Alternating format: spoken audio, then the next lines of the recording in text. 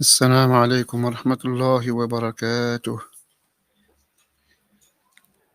الحمد لله نحمده ونستعينه ونستغفره ونعوذ بالله من شرور أنفسنا وسيئات أعمالنا. من يهده الله فلا مضل له ومن يضلل فلا هادي له، وأشهد أن لا إله إلا الله وحده لا شريك له، وأشهد أن محمدا عبده ورسوله.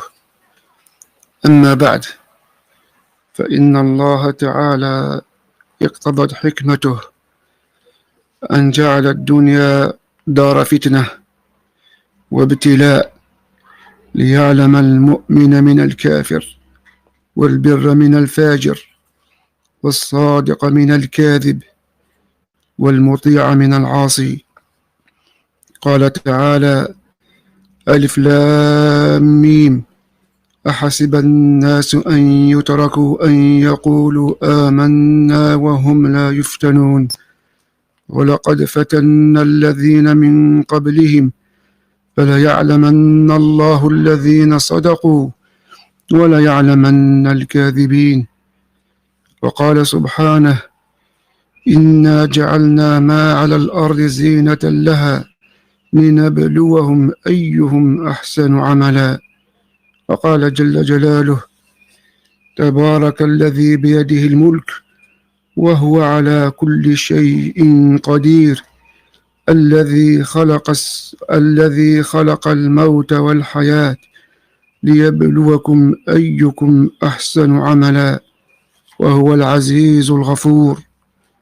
ومن حكمة الله عز وجل في اختبار عباده أن جعل بعضهم فتنة لبعضهم بعضا، كما قال تعالى: وجعلنا بعضكم لبعض فتنة أتصبرون وكان ربك بصيرا. فجعل الرسل فتنة للناس واختبارا لهم، ليعلم من يتبعهم ومن يعصيهم، ومن يؤمن بهم ومن يكفر بهم. وجعل النساء فتنة للرجال، كما قال النبي صلى الله عليه وسلم: ما تركت بعدي فتنة هي أضر على الرجال من النساء.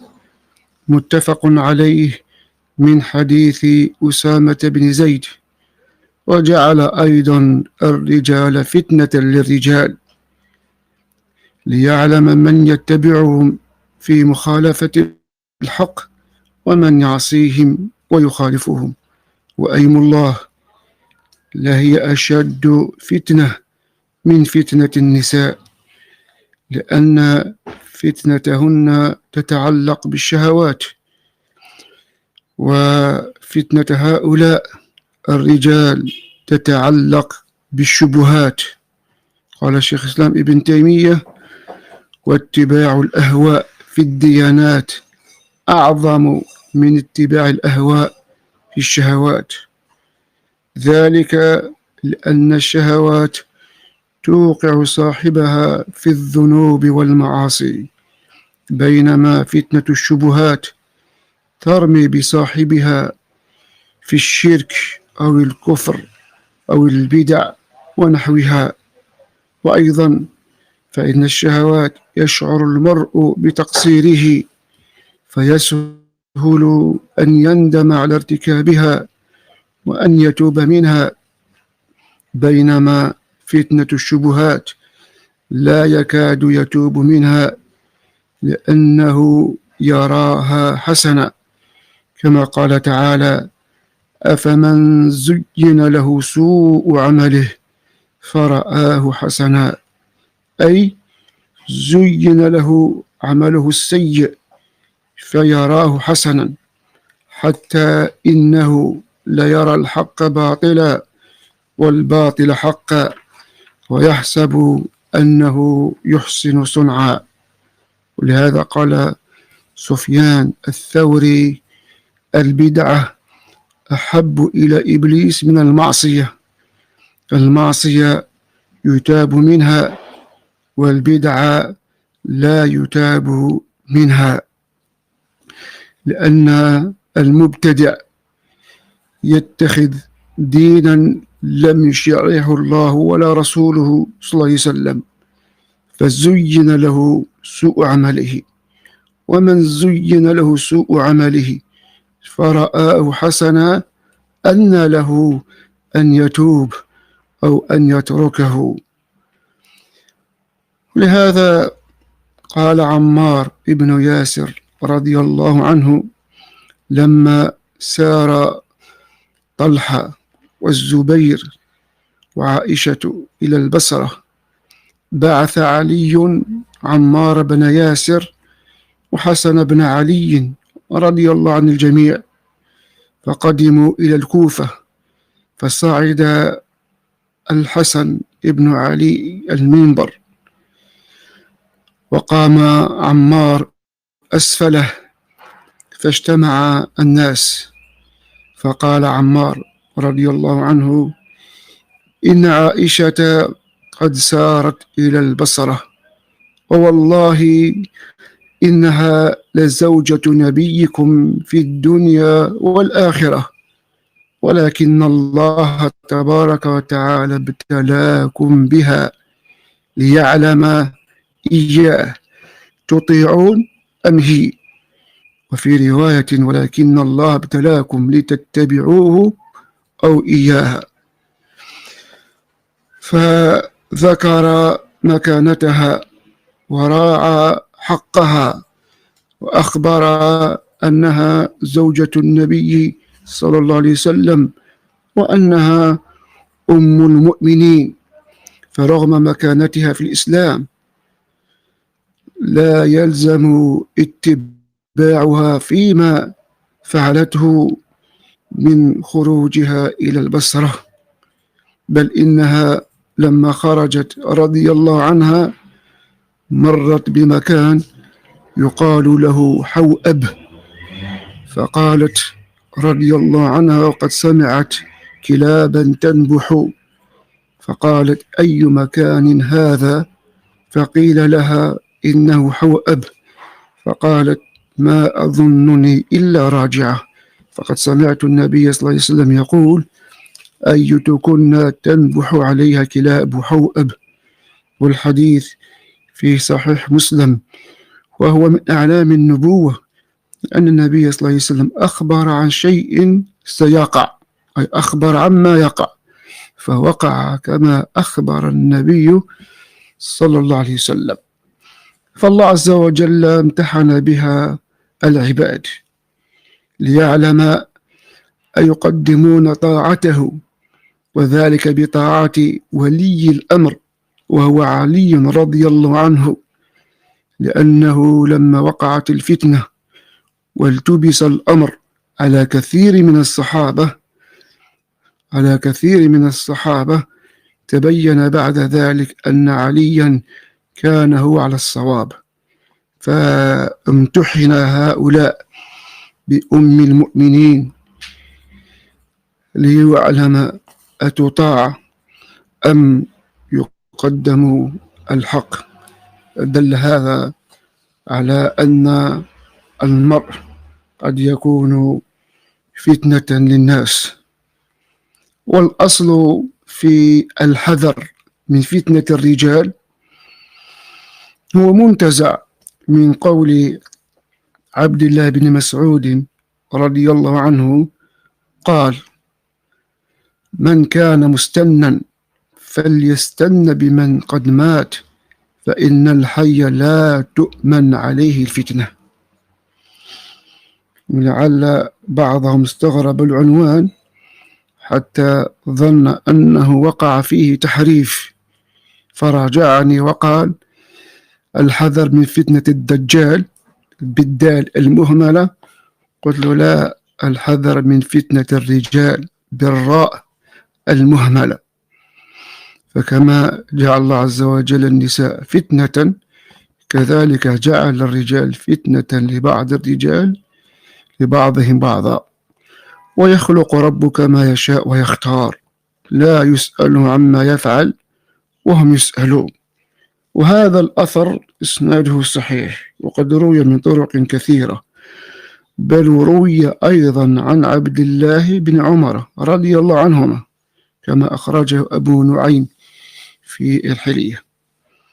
فهذا الأثر وصية جامعة ونصيحة نافعة تعصم الأمة من الوقوع في الضلال، وقد تضمن كلمتين عظيمتين وأصلين أساسيين من أصول منهج أهل السنة والجماعة، وكأن عليه مسحة من النبوة، وكأن من انتزعه ابن مسعود مما رواه عن النبي صلى الله عليه وسلم، حيث قال: خط لنا رسول الله صلى الله عليه وسلم خطا، ثم قال: هذا سبيل الله، ثم خط خطوطا عن يمينه وعن شماله، ثم قال: هذه سبل متفرقة على كل سبيل منها شيطان يدعو إليه، ثم قرأ: وأن هذا صراطي مستقيما فاتبعوه ولا تتبعوا السبل فتفرق بكم عن سبيله. فالكلمة الأولى قوله: من كان مستنا فليستن بمن قد مات. والكلمة الثانية قوله: إن الحي لا تؤمن عليه الفتنة. فبين في الكلمة الأولى الأصل الأول من أصول أهل السنة، وهو وجوب الاستنان والاقتداء بأصحاب رسول الله صلى الله عليه وسلم.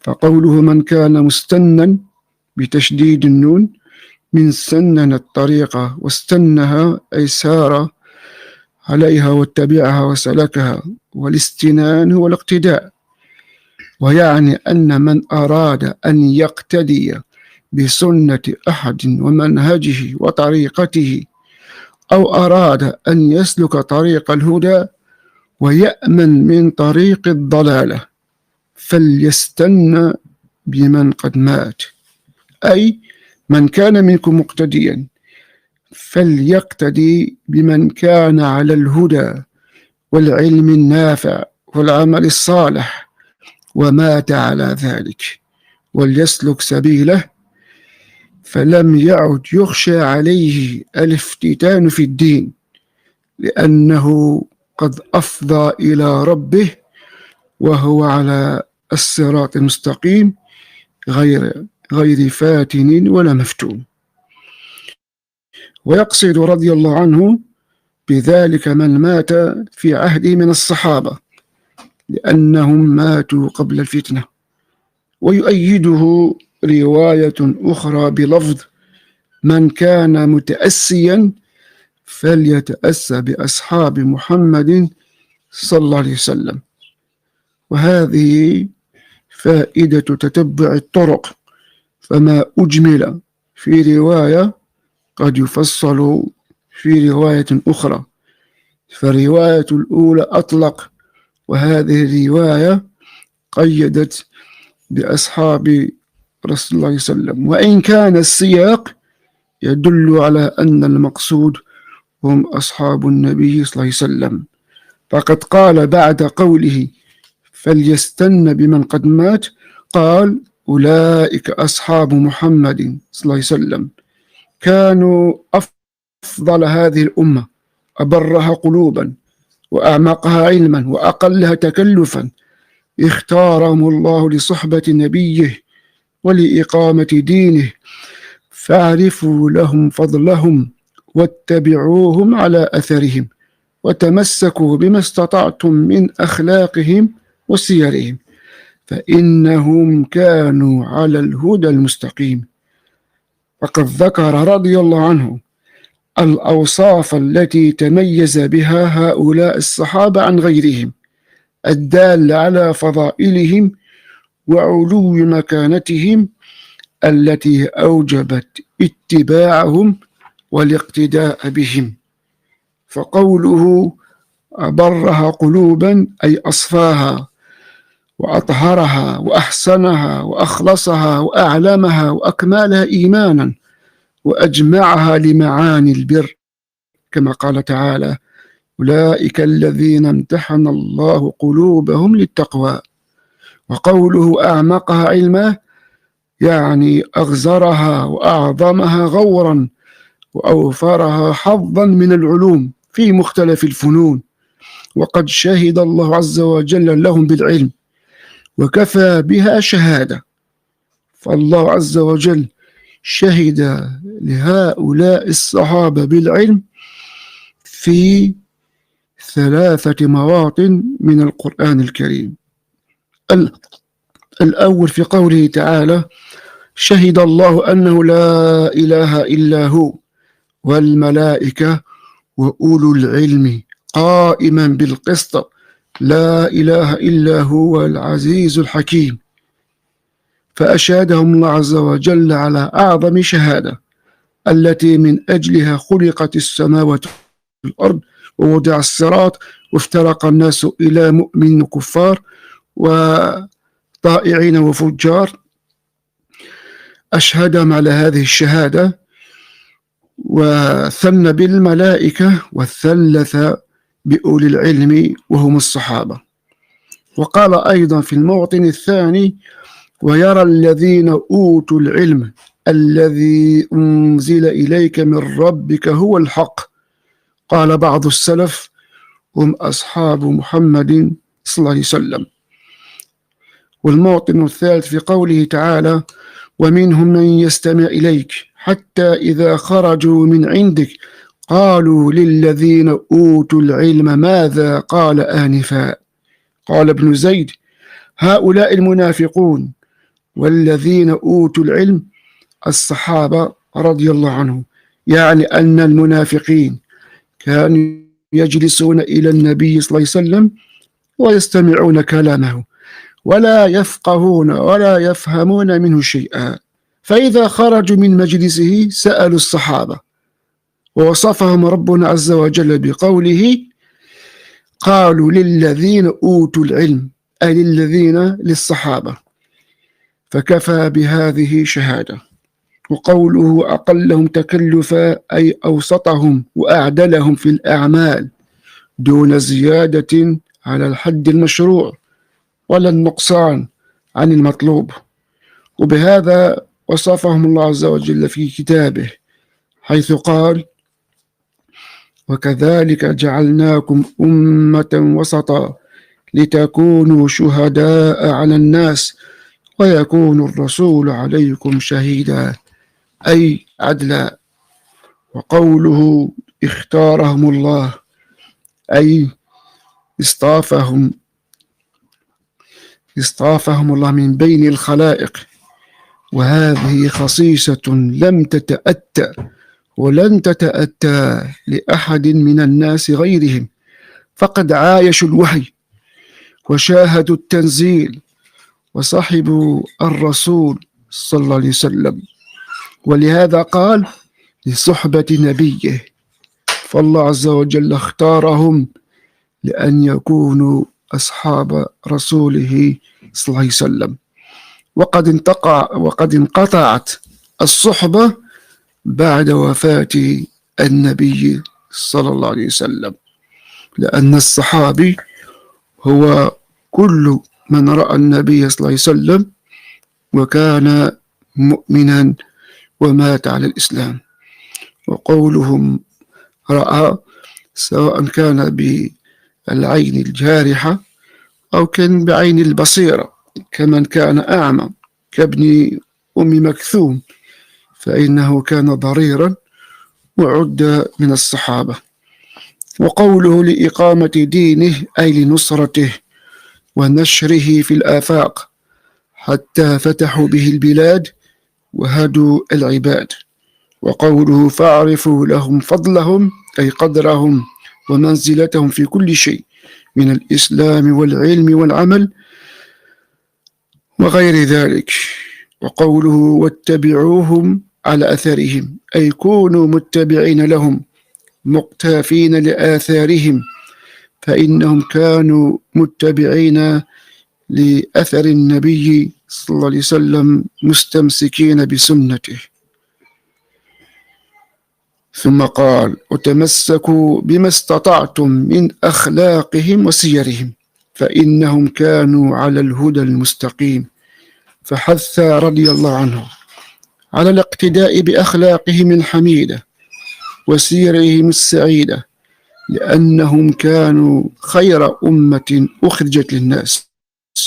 وكأن ابن مسعود أوصى التابعين ومن يأتي بعدهم بهذه الوصية الجامعة لما رآه من الفتن وظهور البدع والمحدثات واختلاف الأهواء وافتراق الأمة إلى طرائق قدد. ونبه إلى أنه لا يعصمه من هذه الفتن ويخرجه من هذه المحن إلا لزوم منهج أصحاب رسول الله صلى الله عليه وسلم واتباع طريقتهم. وإنما لم يأمر بالتمسك بكتاب الله وسنة رسوله صلى الله عليه وسلم، وأمر بالتمسك بهدي أصحابه صلى الله عليه وسلم لأنهم كانوا أعلم بكتاب الله ومراد رسوله صلى الله عليه وسلم وأشد تمسكا بالكتاب والسنة، فاتباعهم اتباع للكتاب والسنة، لأن الله تعالى أثنى عليهم ورضي عنهم، وكذا النبي صلى الله عليه وسلم أمر باتباعهم، فطاعتهم طاعة لرسول الله صلى الله عليه وسلم لأنه أمر باتباعهم، وطاعة الرسول طاعة لله عز وجل، بل إن اتباع سبيلهم هو الفيصل بين هؤلاء الفرق الذين يدعون التمسك بالكتاب والسنة. ولهذا وقفت هذه الفرق في عقيدة أصحاب رسول الله صلى الله عليه وسلم على مفترق الطرق، فمنهم من كفرهم وشتمهم كما فعل الروافض، ومنهم من خرج عليهم كما فعل الخوارج، وهكذا. وهؤلاء الصحابة هم أعلم بكتاب الله وأعلم بسنة النبي صلى الله عليه وسلم، فهم أعلم ومنهجهم أقوم وفهمهم أحكم، وهم على طريقة أسلم، خلافا لما يلوكه هؤلاء الأشاعرة حيث يقولون إن منهج الخلف أحكم ومنهج السلف أسلم. وقد ورد في كتاب الله وسنة رسول الله وآثار سلف الأمة ما يشهد لهذا الأثر وما يدل عليه من الأمر بالاقتداء بأصحاب رسول الله صلى الله عليه وسلم والاهتداء بهديهم واتباع سبيلهم. فقد قال تعالى: اهدنا الصراط المستقيم صراط الذين أنعمت عليهم غير المغضوب عليهم ولا الضالين. وقد شرع لنا أن نقرأها في كل ركعة من صلاتنا فريضة كانت أم نفلا. نقرأ سورة الفاتحة في كل ركعة من صلاتنا، ومن اقتصر على الفرائض دون النوافل فإنه يقرأها 17 مرة. فالصراط المستقيم هو دين الله القويم الذي بعث به رسوله صلى الله عليه وسلم الأمين، وهو طريقة أصحاب رسول الله صلى الله عليه وسلم. وقد أمر تعالى باتباع سبيله وصراطه ونهى عن اتباع السبل، فقال: وأن هذا صراطي مستقيما فاتبعوه ولا تتبعوا السبل فتفرق بكم عن سبيله ذلكم وصاكم به لعلكم تتقون. وأثنى تعالى عليهم وأخبر أنه أنعم عليهم لمعرفتهم الحق واتباعهم إياه، واستثنى اليهود من هذه النعمة ووصفهم بالمغضوب عليهم لأنهم عرفوا الحق ولم يتبعوه، واستثنى أيضا النصارى ووصفهم بالضالين لأنهم ما عرفوا الحق ولا اتبعوه فعبدوا الله بلا علم. وقد قال النبي صلى الله عليه وسلم: اليهود مغضوب عليهم والنصارى ضالون، فكل من عرف الحق وخالفه فهو مغضوب عليهم، وفيه شبه من اليهود، وكل من عبد الله بغير علم فهو على ضلالة، وفيه شبه من النصارى، وكل من عرف الحق واتبعه فهو على الهدى المستقيم، وهو على هدي سلف هذه الأمة. وقال تعالى: ومن يشاقق الرسول من بعد ما تبين له الهدى ويتبع غير سبيل المؤمنين نوله ما تولى ونصله جهنم وساءت مصيرا. وسبيل المؤمنين هو طريقة أصحاب رسول الله صلى الله عليه وسلم في أصول الدين وفروعه، فهذا وعيد شديد وتهديد أكيد لمن يعصي الرسول ويتبع غير سبيل أصحابه.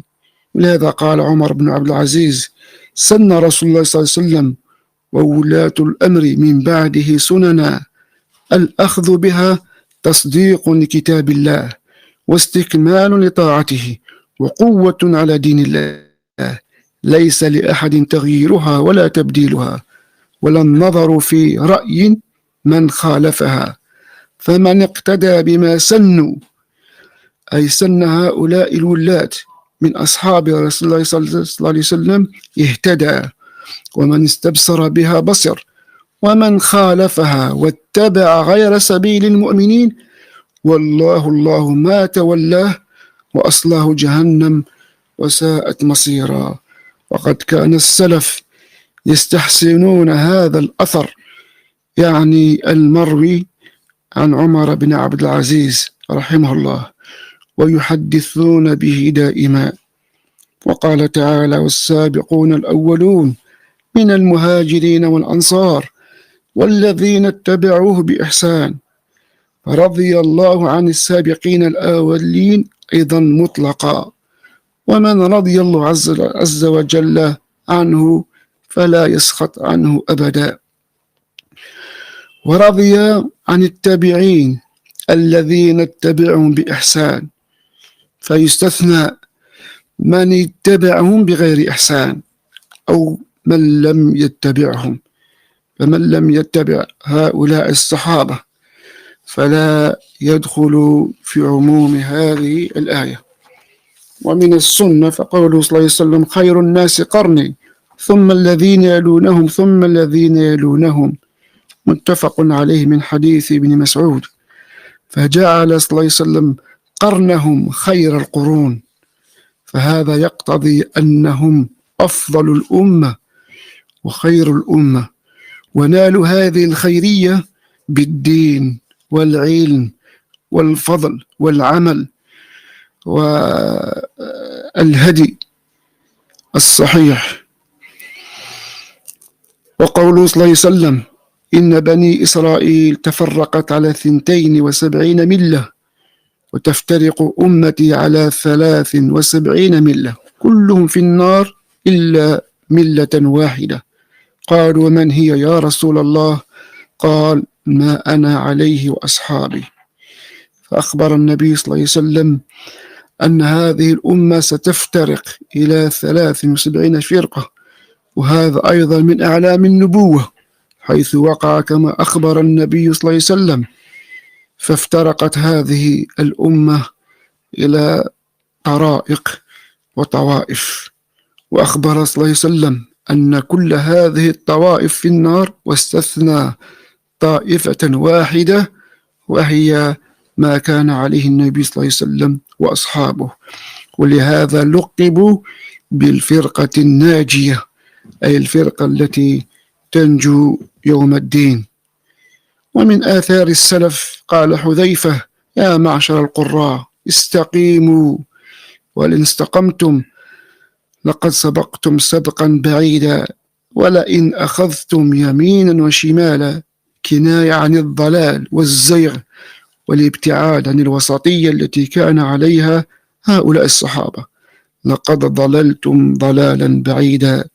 وقال الأوزاعي: اصبر نفسك على السنة، وقف حيث وقف القوم، وقل بما قالوا، يشير إلى هؤلاء الصحابة، وكف عما كفوا عنه، واسلك سبيل سلفك الصالح، فإنه يسعك ما وسعهم. وقال أيضا: عليك بآثار من سلف وإن رفضك الناس، وإياك وراء الرجال وإن زخرفوها لك. ولهذا ينبغي أن يسلك سبيلهم ولا يستوحش بقلة السالكين، ولا يغتر بكثرة المخالفين أو الهالكين. والآثار في هذا المعنى كثيرة تدل على وجوب الاقتداء بهم واتباع طريقهم، وهو طريق النجاة، فهم الفرقة الناجية، وهم أهل السنة.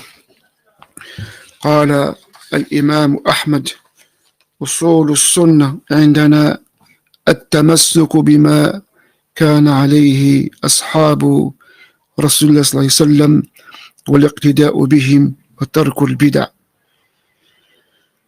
وقال شيخ الإسلام ابن تيمية: طريقة أهل السنة والجماعة اتباع آثار رسول الله صلى الله عليه وسلم باطنا وظاهرا، واتباع سبيل السابقين الأولين من المهاجرين والأنصار. ثم ذكر ابن مسعود رضي الله عنه ما ينافي هذا الأصل، بل يهدمه ويفسده. وهكذا الطبيب الناجع، فهو الذي يذكر الداء ويشخصه ويبين الدواء، أو يذكر الدواء وينبه إلى ما يفسد هذا الدواء. فالأمر باتباع أصحاب النبي صلى الله عليه وسلم يقتضي ترك اتباع غيرهم وتقليدهم، وهي ما دلت عليه الجملة الثانية في قوله: فإن الحي لا تؤمن عليه الفتنة، وهو الأصل الثاني من أصول أهل السنة، وهو المقصود بهذه المداخلة، وهو الحذر من اتباع الرجال وتقليدهم وفتنتهم. وذكر المأخذ أو العلة في ذلك، وهي عدم الأمن من فتنتهم، أي إن تقليد الحي قد لا تأمن من فتنته. فقوله رضي الله عنه: فإن الحي، أي من كان مقتديا ومؤتسيا، فلا يأتسي بالحي ولا يقلده دينه، لأنه إذا اتبعه وقلده فلا يأمن أن يقع ذلك الحي في الفتنة وتخطفه الأهواء فتأخذه ذات يمين وذات شمال. فإذا تبعته فلا تأمن أن تتبعه في فتنته وفي باطله وانحرافه وفي كل ما يقوله، سواء كان باطلا أو حقا، لأنه غير معصوم، ولا يدرى بما يختم لأحد، فقد يختم له بخير وقد يختم له بسوء، نعوذ بالله من ذلك. والأمور بالخواتيم، كما قال النبي صلى الله عليه وسلم عن الفتن: بادروا بالأعمال، أي سابقوا بالأعمال الصالحات قبل أن يحول بينكم وبينها بوقوع الفتن.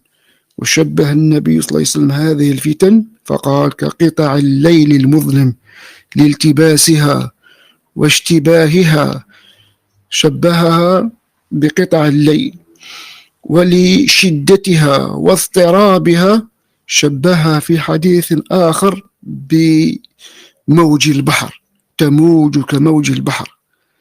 ثم بين النبي صلى الله عليه وسلم مدى شدة هذه الفتن، فقال: يصبح الرجل مؤمنا ويمسي كافرا، أو يمسي مؤمنا ويصبح كافرا، يبيع دينه بعرض من الدنيا.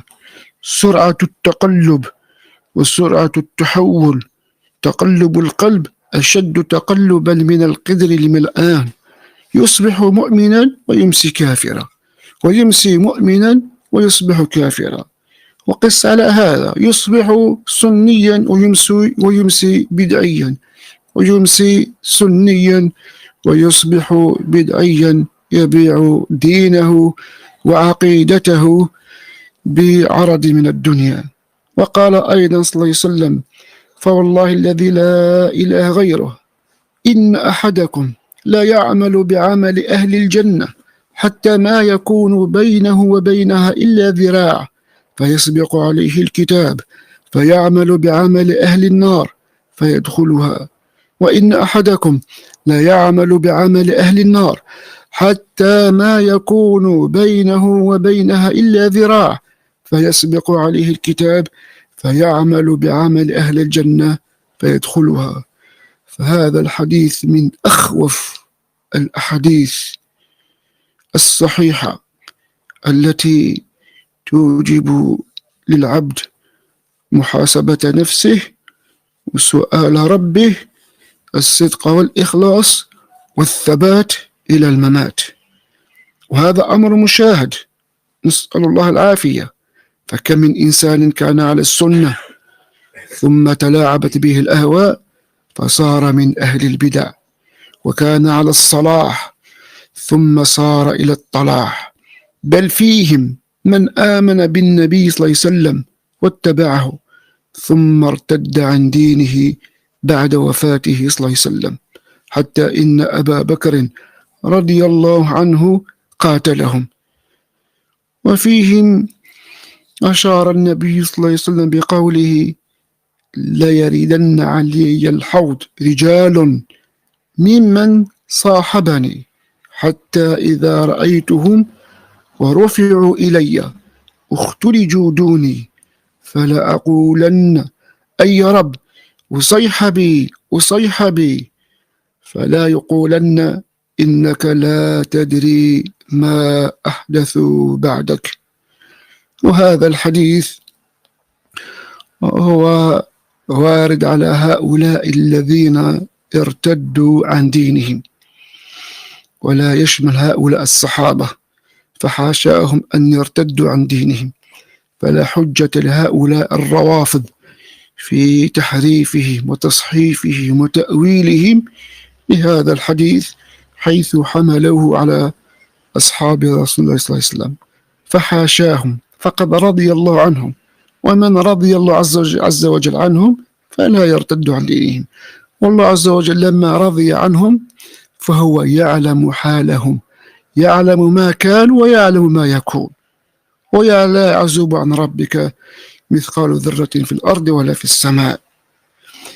وقد تضمن هذا الأصل أمورا كثيرة، من أهمها ذم تقديس الرجال والغلو فيهم، لأن الحي إذا لم تؤمن عليه الفتنة فإن تقديسه والغلو فيه مما يذم.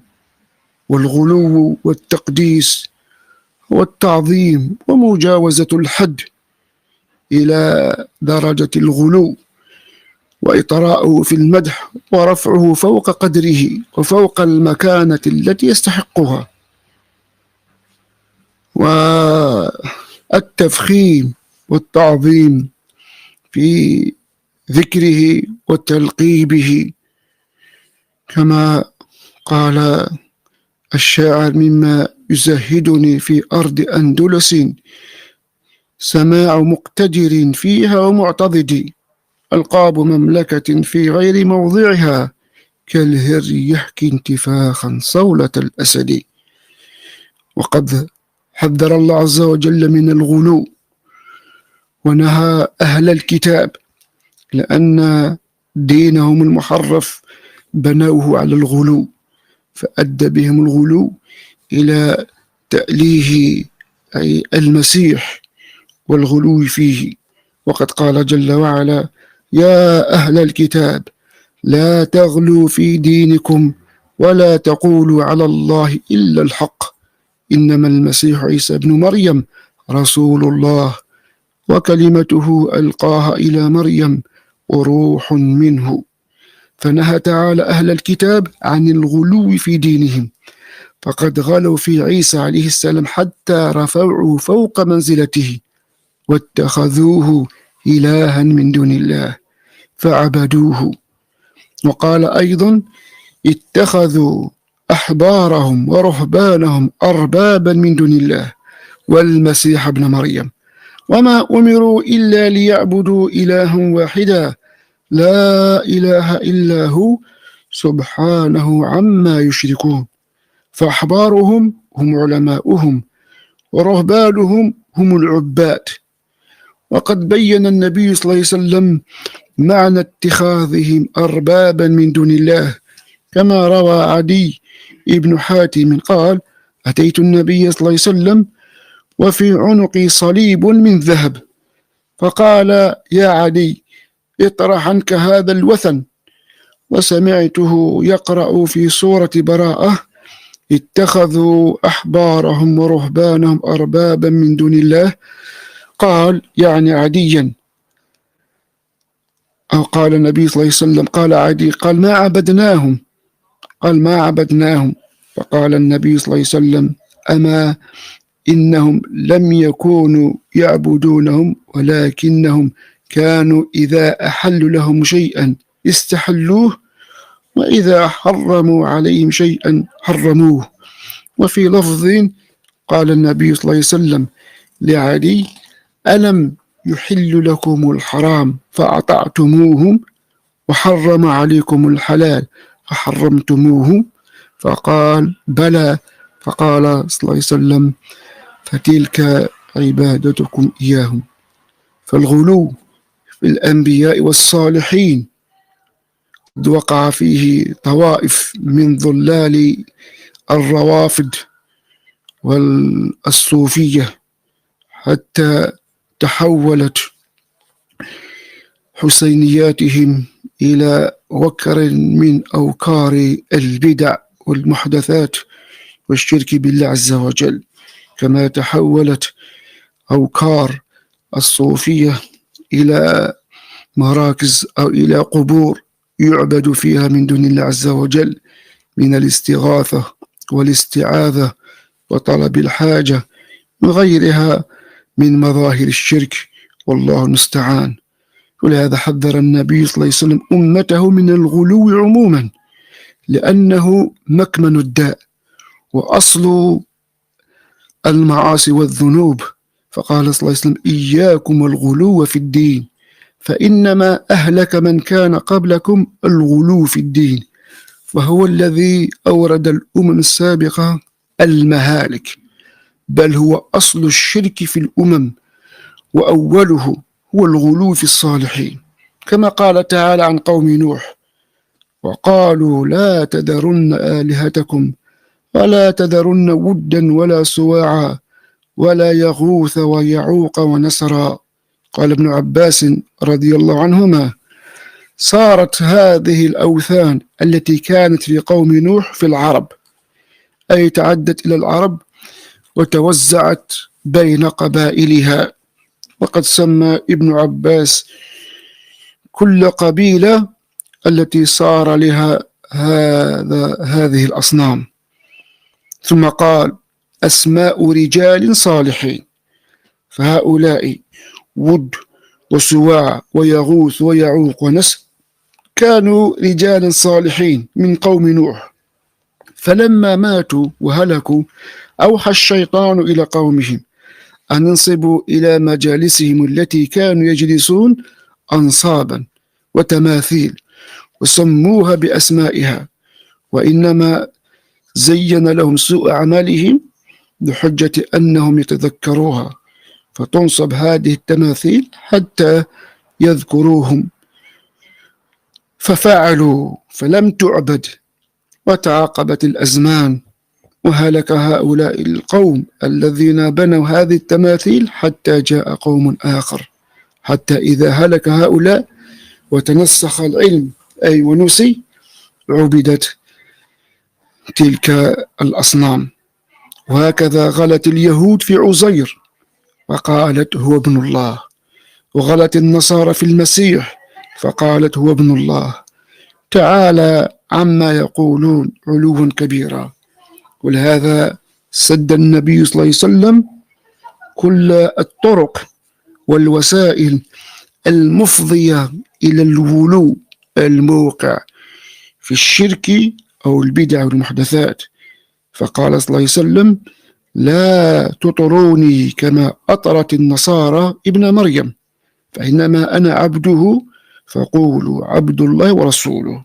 فقد علم النبي صلى الله عليه وسلم أن الإطراء بالمدح يفتح باب الشر، فحذرهم ونهاهم. وأيم الله إنه لباب واسع للشيطان ليلقي حباله وشباكه ليصطاد الحمقى والجهل من الناس. فنهاهم صلى الله عليه وسلم عن إطرائه والغلو والمبالغة في مدحه، وهو المعصوم، فما بالكم غير المعصوم؟ كما أطرت النصارى المسيح حتى عبدوه وألهوه وعبدوه من دون الله، فحذر النبي صلى الله عليه وسلم أن يكونوا مثل هؤلاء النصارى. ثانيا مما ينبني على الأصل السابق وذم تقليد الرجال، لأن الحي إذا لم تؤمن عليه فتنة فيقتضي ترك تقليده والتعصب له، وأن التعصب أو التقليد أو الاتباع له فإنه مذموم، لأن التقليد هو أخذ قول عالم بلا حجة، وتقليده بعد ظهور الدليل وقيام الحجة على خلافه أنكى وأشد. فإذا كان اتباعه بلا حجة يعتبر تقليدا، وقد اتفق العلماء على ذمه وعلى إخراج المقلد من زمرة العلماء، كما حكى ذلك ابن عبد البر في كتابه الجامع في بيان العلم وفضله. قال أجمع العلماء على أن التقليد ليس بعلم وأن المقلد ليس بعالم، فما بالك بمن يقلده ويتعصب له بعد ظهور الحجة؟ فهذا أشد ذما وقدحا. وقد ذم الله عز وجل التقليد في كتابه فقال وإذا قيل لهم اتبعوا ما أنزل الله قالوا بل نتبع ما ألفينا عليه آباءنا، أي ما وجدنا عليه آباءنا، أولو كان آباؤهم لا يعقلون شيئا ولا يهتدون. وقال أيضا وإذا قيل لهم تعالوا إلى ما أنزل الله وإلى الرسول قالوا حسبنا ما وجدنا عليه آباءنا أولو كان آباؤهم لا يعلمون شيئا ولا يهتدون. وهذا في القرآن كثير. يذم الله عز وجل من أعرض عن اتباع الرسل الذين أتوا بالحجج والبينات ورضوا بتقليد آبائهم وإن كانوا على ضلال مبين، كما وردت آثار السلف في ذمه يعني التقليد. قال ابن مسعود لا يكون أحدكم إمعة. قالوا وما الإمعة يا أبا عبد الرحمن؟ قال يقول إنما أنا مع الناس، إن اهتدوا اهتديت وإن ضلوا ضللت، ألا لا يوطنن أحدكم نفسه على إن كفر الناس ألا يكفر، بل فليعتاد وليهيئ نفسه ألا يتبع الناس، بل إن أصابوا الحق اتبعهم وإن أخطأوا ترك خطأهم، كما قال عثمان رضي الله عنه وهو محاصر في بيته رضي الله عنه، قال: إن أحسن الناس فأحسن، وإن أساءوا فاجتنب إساءتهم. وفي رواية قال: إذا وقع الناس في الفتنة فقل لا أسوة لي بالشر، وإنما خص الفتنة لأن في الفتن تلتبس الأمور وتختلط الأشياء على الناس، فإذا وقعت الفتنة والتبست الأمور فأعطاك قاعدة مهمة، وهي أن تقول لا أسوة لي بالشر، أي إنما أسوتك الخير والمصلحة والرحمة والهدى. وقال أيضا: لا يكونن أحدكم إمعة. قالوا: وما الإمعة؟ قال: يجري مع كل ريح فيميل حيثما مالت. وقال علي رضي الله عنه لكميل ابن زياد النخعي: يا كميل، إن هذه القلوب أوعية، فخيرها أوعاها للخير. ثم ذكر أقسام الناس وهم 3: عالم رباني، ومتعلم على سبيل النجاة، وهمج رعاع. وهذا كما قال ابن مسعود، قال: اغدو عالما أو متعلما ولا تكن ثالثا فتهلك. ويقصد بالثالث هو أن تكون جاهلا أو مقلدا.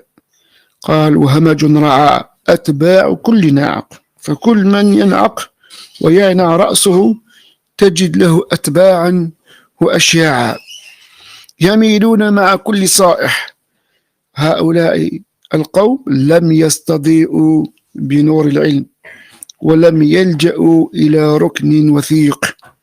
ثم قال: أو حامل حق لا بصيرة له في إحيائه، ينقدح الشك في قلبه بأول عارض من شبهة، لا يدري أين الحق، إن قال أخطأ، وإن أخطأ لم يدري، مشغوف بما لا يدري، فهو فتنة لمن فتن به. هو فتنة، من كان هذا حاله فهو فتنة لمن فتن به، لأنه يصير يتبعه في باطله، أو أنه يصير يدور معه حيثما دارت ركائبه، ويتبعه حيثما سارت صحائبه. إن قال حقا يتبعه، وإن قال باطلا قال باطلا، والله المستعان. قالوا: إن من الخير كله من عرفه الله دينه، فالخير كل الخير في معرفة دين الله عز وجل بحججه ودلائله الواردة في كتاب الله وسنة رسول الله صلى الله عليه وسلم، وما كان عليه سلف هذه الأمة. ثم قال علي: وكفى بالمرء جهلا ألا يعرف دينه.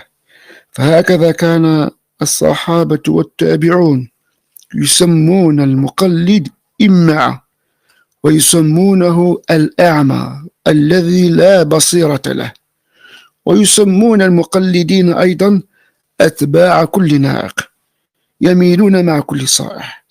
أوصاف مذمومة، فيكفي المرء ذما وشؤما أن يتصف بهذا. بل ما سمي التقليد تقليدا إلا اشتقاقا من القلادة، والقلادة كانت توضع على رقبة البعير ليجر، ومن هنا اشتق هذا الاسم، وهو ما أشار إليه ابن عبد البر في قصيدته الرائقة في ذم التقليد، فقال مما جاء فيها، قال: لا فرق بين مقلد وبهيمة تنقاد بين جنادل ودعاثره. والإمعة مشتقة من إمع، يعني أن يقول أنا مع فلان، أنا مع فلان، وهو من يقول لكل أحد أنا معك، أنا مع فلان، أنا مع فلان. متردد الذي لا يثبت قدمه ولا رأيه على رأي واحد، بل يدرج في كل وكر ويدخل في كل جحر ضب ويتبع كل من ظهر رأيه وأينع رأسه، فهذا لا يختلف يعني عن هؤلاء لا مجرة. وهذا وصفهم علي رضي الله عنه بهذا، وقد نهى الأئمة أتباعهم عن تقليدهم وزجروا من يأخذ أقوالهم دون معرفة دليلهم. فقال أبو حنيفة: إذا قلت قولا يخالف الكتاب والسنة فلا تتبعوني. وقال أيضا: حرام على من لم يعرف دليلي أن يفتي بكلامي. وفي لفظ آخر: فإننا بشر نقول القول اليوم ونرجع عنه غدا.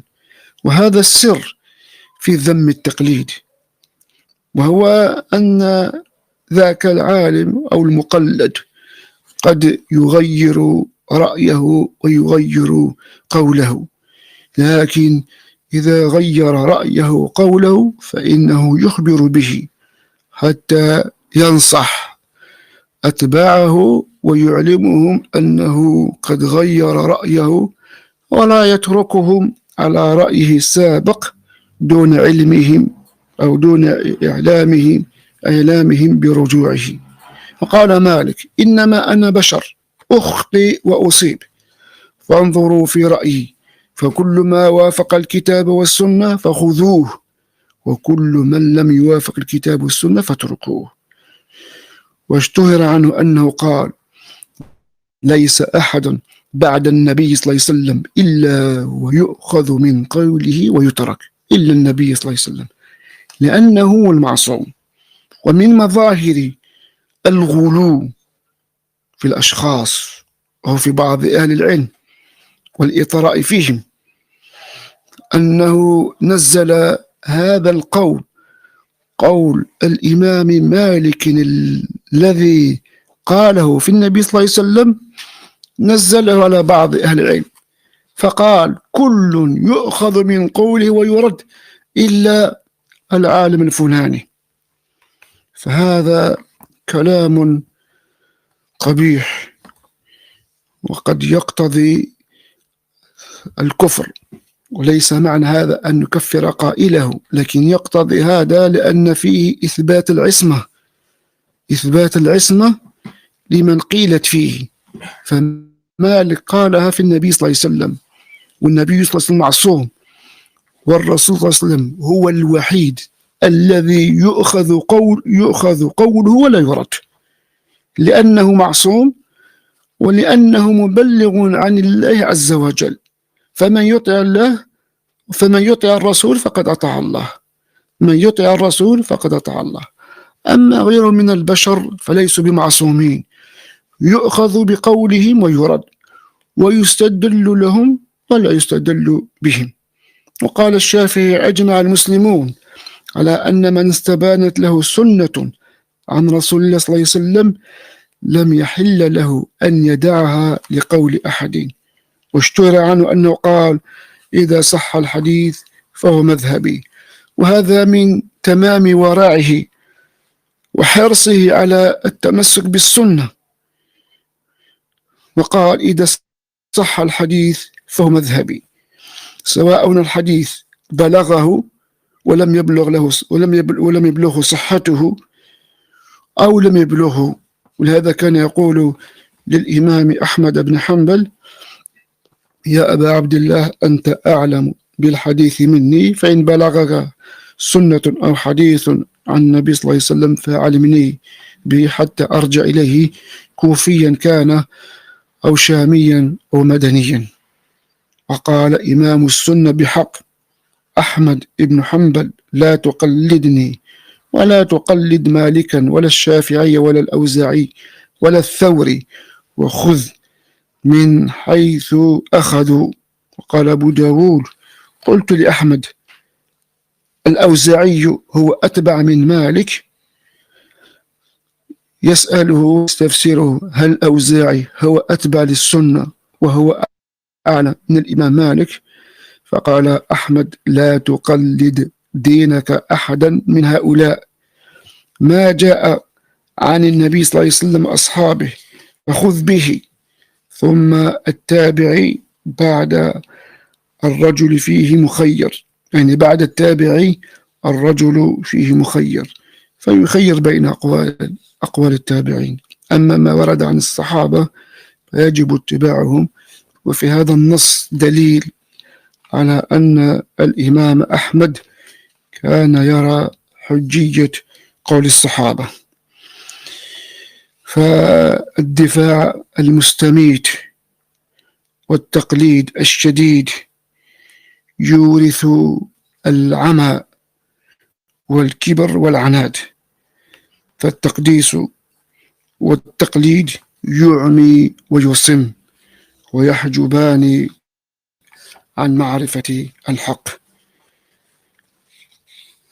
أيضا مما يندرج في ذلك الأصل أن العبرة بحال الرجل وليس بماضيه، لأنه حي لا تؤمن عليه الفتنة، فما دام هو حي لا تؤمن عليه الفتنة فينبغي أن ينظر إلى واقعه وحاضره دون سابقه.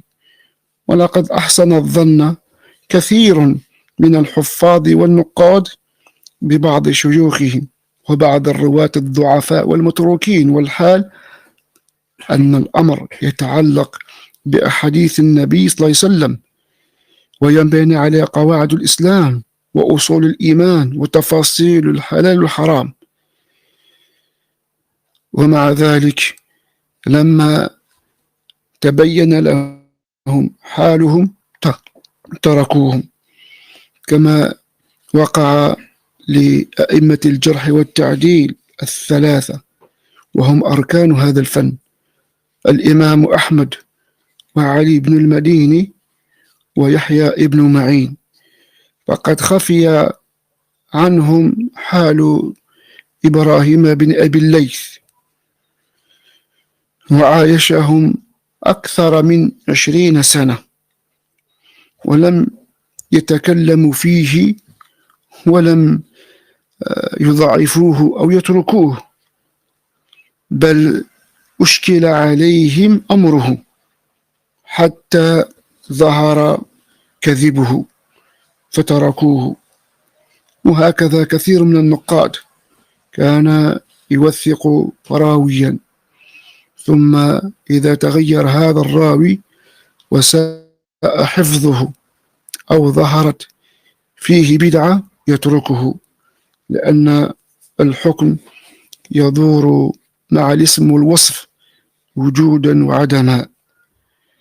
فقد يوثق الرجل راويا لضبطه وحفظه ولعدالته ولصفاء معتقده، فإذا تغير الوصف فساء حفظه أو انخرمت عدالته أو لعبت به الأهواء فيتغير الحكم فيه.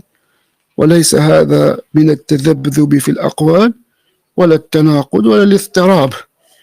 ومن نظر في كتب الجرح والتعديل، سيما الكتاب الكبير أو العظيم ميزان الاعتدال للحافظ الذهبي، وسماه بحق ميزان الاعتدال في نقد الرجال، فإنه يذكر أو ينقل عن إمام واحد من أئمة الجرح والتعديل 3 قولين أو 3 أقوال، يعني في راو واحد، كأن يقول مثلا عن راو ما قال ابن معين ليس بشيء، ويقول قال مرة ليس به بأس، وهذا ليس من التناقض في شيء، ولا يخفى على يعني من كانت له بصيرة بهذا الفن، فإن الناقد قد يتكلم في الراوي أخذا بظاهر حاله،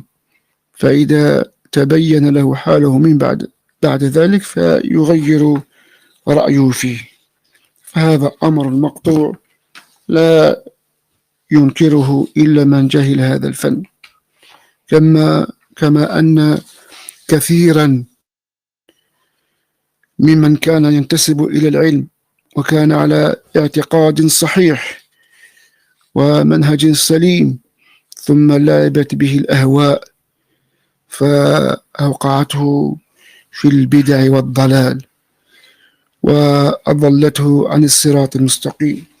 فهذا الكرابيسي كان مع إمام السنة أحمد بن حنبل، وكان على طريقته وعقيدته، ولما خرجت الجهمية وأتوا ببدعة القول بخلق القرآن وأفتى أئمة السنة بتكفيرهم، أتى هذا الرجل ببدعة جديدة حيلة للتخلص من القول بخلق القرآن، فقال لفظي بالقرآن مخلوق.